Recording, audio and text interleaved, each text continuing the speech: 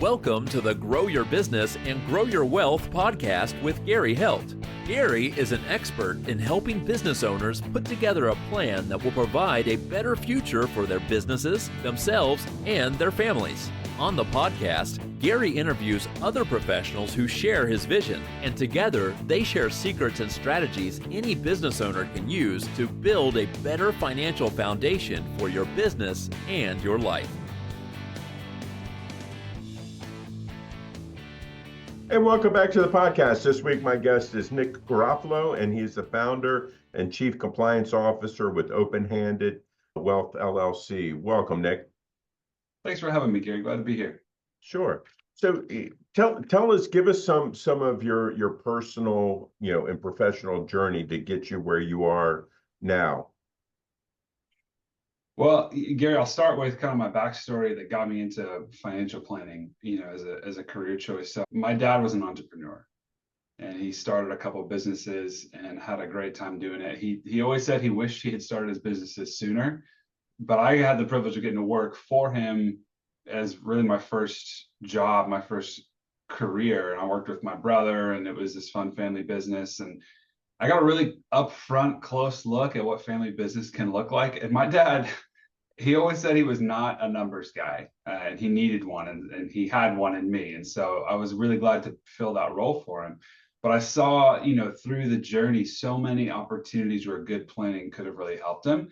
And so I thought, someday I really want to do that for other business owners. And that's kind of what got me here. So he ended up selling that company I worked for, and I worked at the acquiring company for a few years, doing kind of corporate finance and kind of small business CFO sort of work. And so I did a lot of financial reporting and analytics and forecasting, and eventually decided I wanted to help the business owner instead of just the bottom line. And so I branched out on my own and started Openhanded Wealth. Great. Now, in doing this, you kind of use a faith-based approach to what you do. Can you tell us about that? Yeah, I think it starts even with the name, Open-handed. So I'm a firm believer that everything we have has been given to us by God, and that we have been entrusted with a stewardship of not just our money, but of our time and our attention and our relationships and all the resources that God's given us. And the only way to find true joy and purpose in this life is to have everything with an open hand. And so that drives all of my advice, that drives my business, that drives my approach to pretty much everything that I do. What do you think some of the common mistakes people are making when it comes to money? Money is such a polarizing issue, isn't it? Or, that's one of the things that isn't on that short list of things you're never supposed to talk about. So I think being afraid to talk about it is probably the biggest, I don't know, like the first hurdle people have to get over when working with an advisor or somebody like me.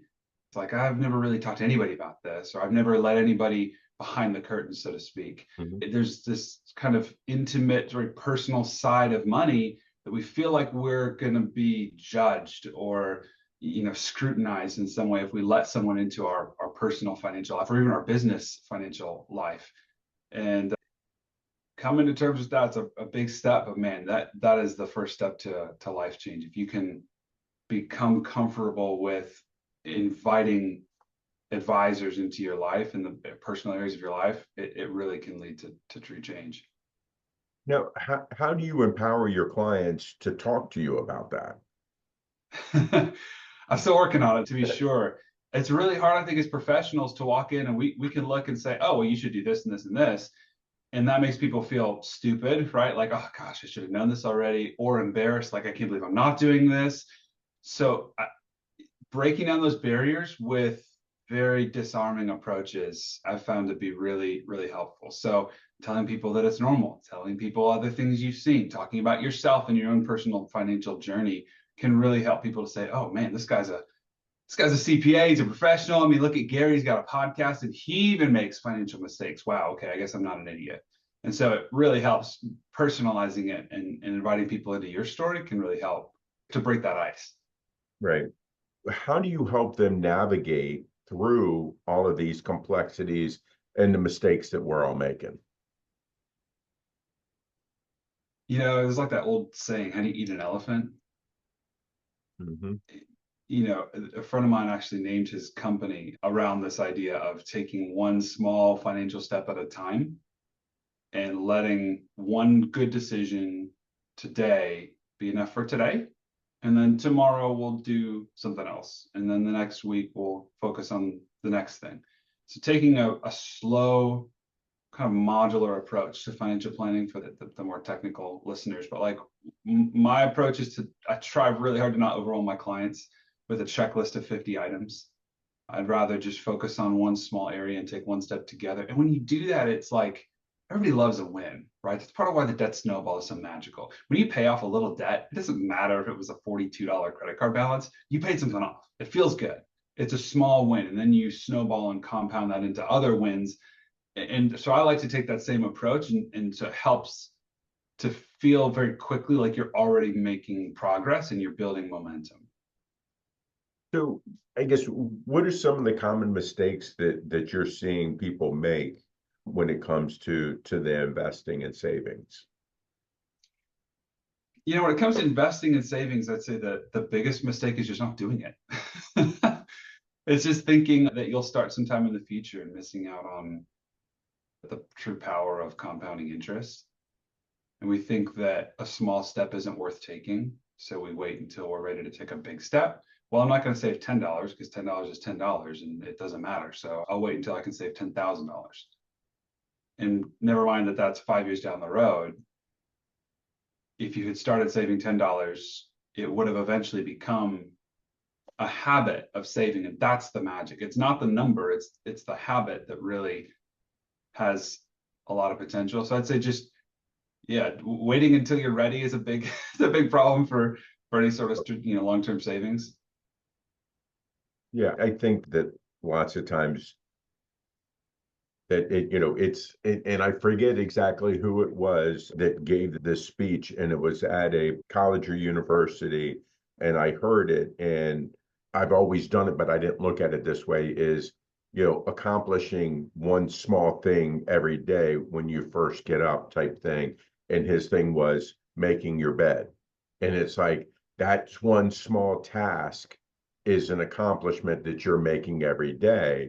And then you can equate that into the savings and things like that. And that, again, like you're saying, even if it's $10 a week, you start putting that money away, and it starts creating this habit for you. And then from there, you can, like you said, it can snowball. And the simple compounding of interest, people don't really know how powerful that is. It's crazy. And Gary, it's not just interest that compounds, right? I mean, goodwill compounds, discipline compounds, relationship investments compound. And I just released a podcast of my own actually about the process of true lasting change. It's kind of an adaptation, pulling in a couple different ideas like atomic habits and things like that. But it's that for so many of us, we're hung up. There's 3 prongs to effective change. There's vision, intention, and means. The vision is the desired outcome of I want to get in shape, I want to save, I want to, whatever your dream is, that's the vision. The intention is, I don't just want this, I have decided I'm going to make this come true. I'm going to pursue this and I've decided to walk in this way now. It's not just a maybe someday. But the means is where most of that falls apart, because we think that we have to take some big steps, some significant first move on the journey in order for it to count, right? And in reality, oftentimes what we need is not a wake up and run 3 miles. It's a wake up and put on your running shoes. Right. It almost feels, I don't want to say insulting, it feels maybe childish or maybe utterly insignificant, but it's kind, because it's allowing the natural way that change happens to come into this desire, this vision and intention that we've decided on. Because change doesn't just go out and run 3 miles. If you do, you're going to pull something or injure yourself, right? So you have to start slow and start small. And whether that's saving $10 or I see this all the way, I love to do this with giving as well. A lot of Christians want to give more. They want to give more to the church or to missionaries or to, those less fortunate or like starving children or whatever it is. Like they want to give, but financially they feel very constrained, often by debt, or just by, well, anyway, by deciding to just start giving something, it unlocks all the joy of giving. And then they want to give more. And it's a really beautiful process. Yeah, I think lots of times, again, this keep going back to you got to start. That's the biggest hurdle is starting.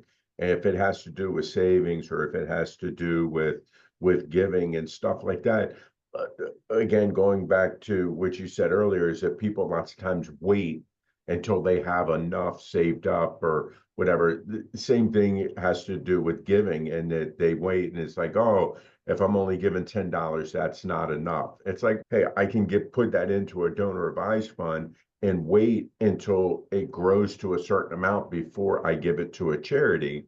But it's still powerful because you're giving and then putting in there, you're using the compounding of interest or however you want to invest that in that donor advised fund that helps it grow, that's giving more than just what you're doing. So I think that, again, going back to you got to start, and that's the biggest thing, is taking that first step is so important to get started with that. We're, tax changes are happening around us Right. now. I think we're going to see more coming here very soon. How do you approach that with your clients? I mean, because again, we're going to talk about something else that you don't talk to people about, and that's looking at the politics and looking at what's going to happen because of our elections and things like that. Sure. How do you talk to the clients about that also? Because again, it's another topic that's usually taboo, is talking about it. So, we've already talked about the religion, we've already talked about money. So let's go for the That's trifecta. right. I mean, Gary, I hope my answer is at least a little bit satisfying, but at the same time, probably a little disappointing. I really try to focus on the things that the client can actually control. And speculating about, potential tax changes, which I'm not saying that's what you're doing, but just that's what a lot of people do. Right. And trying to develop a bunch of what if scenarios and playing around that. That's not my specialty. And that's not ultimately what I think is going to produce lasting change and lead clients to a more fulfilled life. And so, my goal is to help clients reduce their lifetime tax bill. Now, I'm not licensed to give tax advice, but I certainly enjoy developing tax strategies. And so, yeah, I mean, there's a lot of interplay between potential sunset of current tax provisions and changes, and then what's that going to do to, so there's all these questions, and I don't know. But what I do know is that, again, like you were saying, if you can start whatever you're trying to get to, right? Whether that's an exit from your business or passing it on or just enjoying kind of work optional lifestyle by accumulating enough savings. Like if we can start you on that path now, then in 10 or 15, 20 years, we're going to get there kind of regardless of what the taxes do, because taxes are always going to be here and we're always going to have to accommodate that. But that doesn't have to control what you decide to do today. Right. I think that, a lot of it, again, goes back to, hey, you got to start, you got to talk about it, you got to do that planning, because if you don't, effectively, you're giving away a lot of what you built. If you're not looking at this, you're not planning, you're not talking to somebody, about the financial side, but also you need to incorporate the tax side of that also. I'd love to hear your opinion on that one, Gary. I mean, just answering your own question, if you don't mind. Yeah, I mean, I think that it's important to really look at, okay, what is going to be the tax effect of things? Currently, as we stand at the end of 2025, there are a lot of tax changes at sunset. And we need to look at, okay, how is that going to affect me personally? How is it going to affect my business? And for me, how is it going to affect my clients? And being able to help them plan for the future, not just from the financial side, that's what you do, but then I'm looking at it from a tax side. Okay, how do I get to keep all of this hard-earned money that I have. And there's a lot of tax strategies that are out there that aren't being used. And a lot of it has to do with people who are going to tax preparers. They're paying somebody to prepare a tax return for them. They're not paying somebody to give them tax advice. And a lot of people are going to say, oh, well, I got my CPA and, so forth. You're going to a CPA to prepare your tax return. You're not paying them a separate fee to give you tax advice. And that's where, there's a big misnomer there that it's, hey, I got a CPA, he's taking care of everything. And it's huge. It's not. And then I see this all the time with business owners too, that then they're really frustrated with their CPA. Yep. For not getting the service that they're expecting. I almost would liken it to the difference between a doctor and a personal trainer dietitian. It's like, well, you're going to go to your PCP for your annual physical. Right. They're going to run blood work and tell you that everything's healthy on paper. Right. But if you want to actually get in shape and feel better, then you need to go to that trainer. Now, the trainer won't help you if you have, Correct. Right. So like you need both. And oftentimes the metaphor kind of falls down because oftentimes the tax planner will do the planning and preparation all in one. Correct. But it's a more holistic approach, looking forward instead of just backward. Yeah. And I think with that also is that the person who's helping you do that tax planning is also engaging with your financial advisor, engaging with your business attorney and other advisors that you may have to help make sure that plan is holistic. Something that lots of times that business owners don't do, and they don't look for that person that to have a good relationship with. And I think that's the biggest thing is being able to have that relationship and be able to talk, I'm going to say the same language, because there, you said it earlier, like with your dad, that it's like so many people, will talk to him, but he doesn't understand what they're saying. I mean, it's just like, it's almost like he's, has his business and he's in a foreign country that he doesn't understand the language. Yeah. You can find the people that can put it into a language that you understand. And I think that with the financial advising, that you're doing and telling people, it's like, look, we just got to start. We got to start doing something.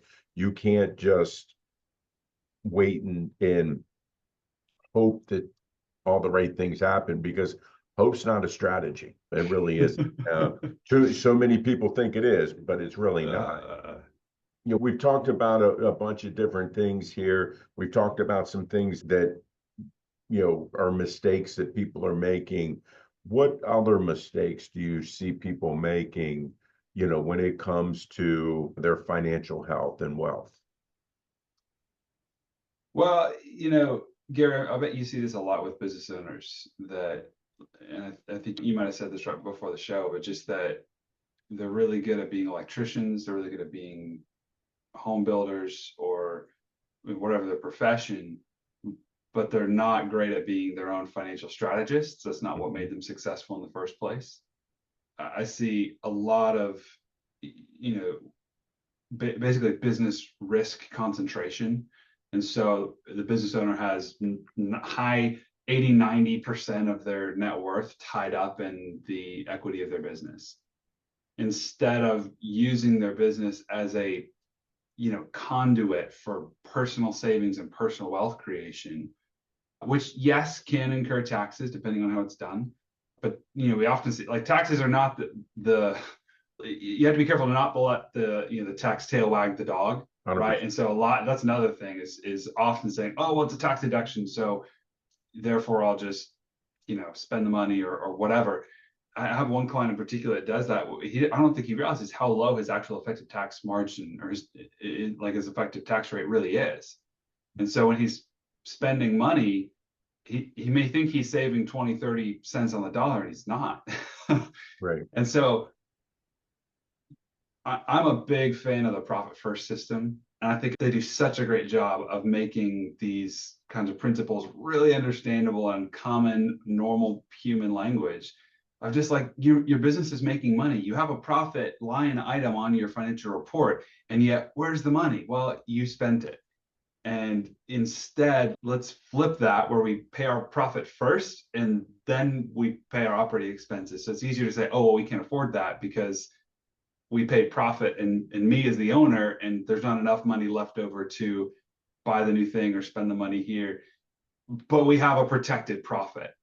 Right. Oh, there's just, it's beautiful. So I love that because it decentralizes the risk so that if something happens to your business, if something happens to you as the business owner, or you lose a major client, or who knows what might happen as a business owner, you've been building your personal wealth thanks to the business. So you're not entirely reliant on that ship sailing off into the sunset.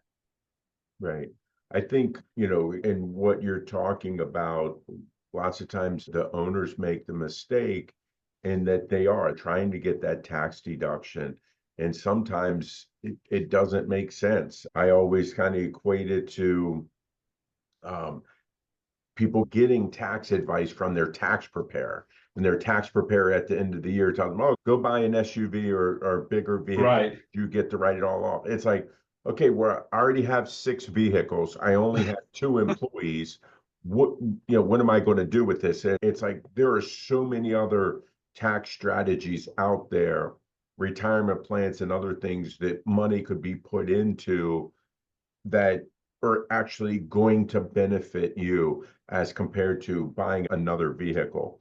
I always look at it also, you want to find these tax deductions. What are some strategies that you help them with, or is that something that you just try to help them through investing? Are there other strategies that you look at with them to try to help them understand how to grow and keep it for themselves? I understand that you're a big fan of Profit First. We've had them on the show before, and their philosophy and how you look at things is much different. And you definitely need to prepare yourself for that because it is a totally different way of thinking. Yeah, it definitely is. It's an adjustment. So again, kind of going back to what I was saying about small steps, Yep. one thing at a time. A lot of business owners are overwhelmed, they're exhausted. I get it, because running a business is hard. It's hard on you and your family. You're trying to do your best, and you feel like you're always behind, and somebody always has some piece of advice to tell you what you should have been doing.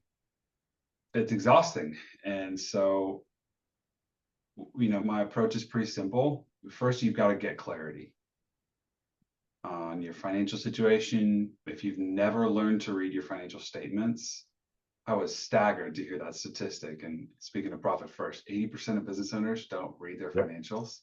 Correct. And of the 20% that do, only 5%, so 15% don't understand them, 5% do. So of 100% of people, business owners, 5% read and understand their financials. I mean, that's like driving a car when you can barely see through the windshield. I had a client tell me one time, he's like, working with you was, it was like the fog lifted, my vision cleared, and then my anxiety started to go away because I realized someone who's used to carrying the burden of interpreting financial data is now carrying that burden for me. And I can go back to doing what made me successful in the first place. So getting clarity is the first thing. Then it's building a strategy, right? That's when I get to come in and say, okay, let's roll up our sleeves. Let's, we've got some ideas here. We can save money there. We can save taxes there. We can hire your kids. We can set up a 401k. We can, whatever, save tax money that's going to pay my fee as quickly as possible. And then also start putting money back in your pocket, right? A 401k is an amazing tool, solo 401k or starter 401k now. Have you heard about that? No. The starter 401k is this new Secure 2.0 created it. I think it was inaugurated this calendar year or last calendar year, 2024, for like its first contributions. It's basically like a 401k without employer contributions. So if you're a small business and you've got 3 employees, and you don't really want to contribute to their accounts, you don't have the money for the admin expense and all that, great. If you don't want to do a SEP where you're then tied to like the same for everybody, right, do a K, and it's basically like a business IRA because it's just employee contributions. You can put in up to $6,000 for yourself. They can put in whatever they want, and it's all deductible. So it's just like really simple, easy solution. You talk to the CPA, you file some paperwork, and then you just move the money, and voila, you just saved X amount of taxes. But bigger than that, you saved for your future. You saved for you. You paid yourself. So yeah, I guess to answer that question, I mean, small steps, get clarity, build a strategy, and then slow, careful implementation, making sure that we're only going at the pace of the client. And again, you got to take that step. You got to take that step. And you talked a little bit about the Secure 2.0. For companies that are starting new retirement plans, there are a lot of tax credits inside the Secure 2.0 that will help you pay for the cost of starting up one of these plans. But it also, depending on income levels and things like that, it may even give you a credit for money that your company is contributing for the employees. So that is a very powerful, credits that are tied to the, Secure Act 2.0. So Nick, we've talked about a lot of different things. What have I not asked you you wish I had? I don't know if it's something that you should have asked as much as one final application for this. I was talking with a prospect the other day, and great guy. He's got, he's just getting started. He's probably not a great client yet, but I was able to, in 20, 30 minutes, check out his financial situation, give him a couple small ideas. And I said, call me back in a few years. Like, take this and just go implement it. And then let's talk in a few years.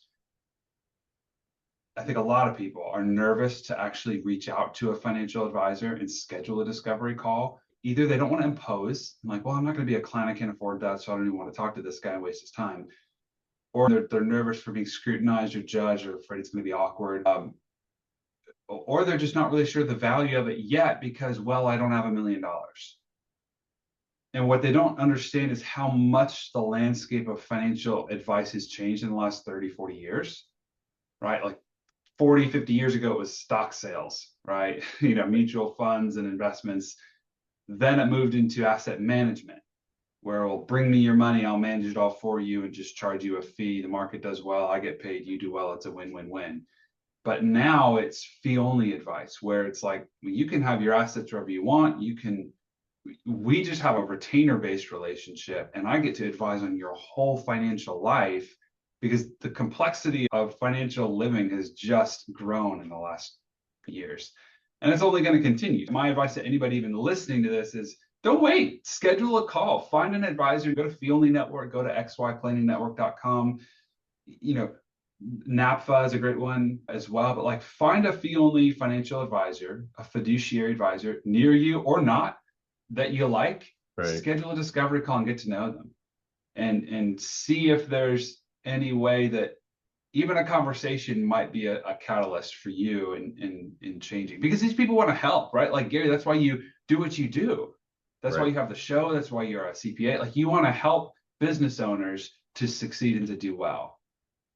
And I think if more people knew that and knew how friendly, the conversation could be, I think they'd be like, hey, let's talk. I'd be up for that. Right. And I think that is the big thing, is just get started. You got to take that step. And, most financial advisors that I know are more than willing to sit down and talk with somebody, even if they're not going to be the right fit for them now, and maybe in the future they will be. I feel that most people in their heart want to help people. Certainly are a lot of those. Yes. And Gary, I'd love to close with one question back to you, if that's okay. Sure. I'd love to hear a story, or even just an example in your life of what's something that you were waiting to start and then you finally did it, and how's that left you? Man, I got a ton of those. Again, it's one of those things. You talked about it before. That whole elephant, and it's like, and I always say this. It's kind of, how do you eat that elephant? It's one bite at a time. You have to start. And that was, something when I started my business 25 years ago. It was, people were telling me before then, oh my God, you got to start your own thing. The way that you simplify everything for people, well, just makes so much sense. And I waited and waited, and then I finally did it. I'm extremely happy that I did, because it's like, it put me on a journey, and what I've been able to help people over the 25 years. To me, that's my blessing, is the people that I've been able to help. And I'm hoping to go for, I don't know if I want to go another 25 years, but go for another length of time and just continue to help people make that first step, because I think that's what's important. So, Nick, Yeah. people like what they hear. How can they reach out to you? Yeah, you can find me at openhandedwealth.com. You can also find me on the different social networks, but you probably have to spell my last name for that. So openhandedwealth.com Right. is probably the best way to find me. Okay. And obviously, Nick, we met on LinkedIn. Tell people how to reach you on LinkedIn or whatever your other socials are. Yeah, so you can find me on LinkedIn, Nick Garofalo. I'm also on Instagram and a couple other channels as Nick Makes Sense. I've got a YouTube platform there as well.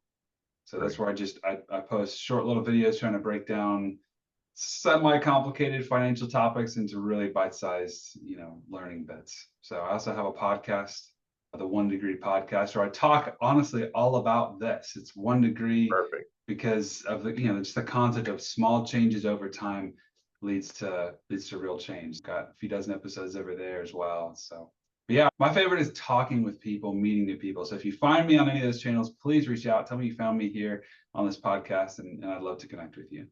Great. Nick, really appreciate your time today. Gary, it's my pleasure. Thanks for having me. Hey, this week my guest was Nick Garofalo, and he's the founder and chief compliance officer of Openhanded Wealth LLC, and I'll see you guys next week.